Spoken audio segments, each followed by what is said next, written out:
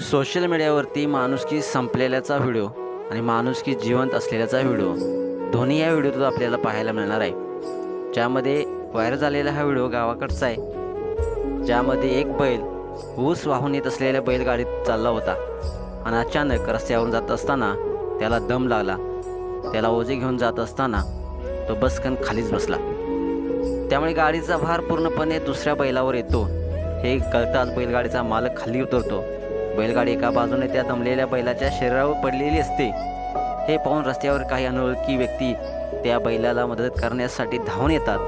पुढे नेमकं काय घडलं, संपूर्ण हृदयस्पर्शी व्हिडिओ पाहण्यासाठी तुम्ही आत्ताच या SS स्पोर्ट्स या चॅनेलला सबस्क्राईब करा आणि अपडेट राहा.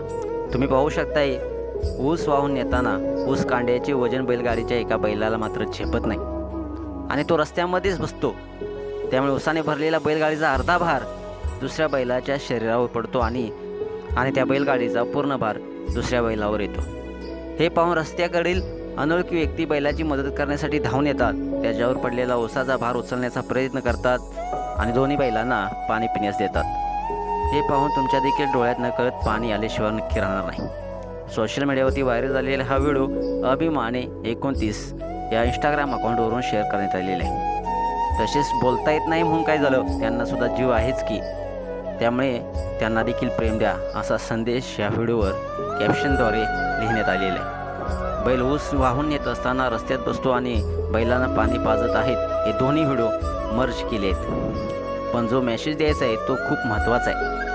असा हा व्हिडिओ व्हायरल झाल्यानंतर नेटकरीसुद्धा आपल्या प्रतिक्रिया व्यक्त करत आहेत. तुम्ही 10 जण आलात ऊसाची गाडी उचलायला, तरी तुम्हाला एक बाजू उचलण्यात किती वेळ गेला, मग त्या मुख्या जीवाला किती त्रास झाला असेल याचा जरा विचार करा, असं कमेंट्स नेटकरी व्यक्त करत आहेत.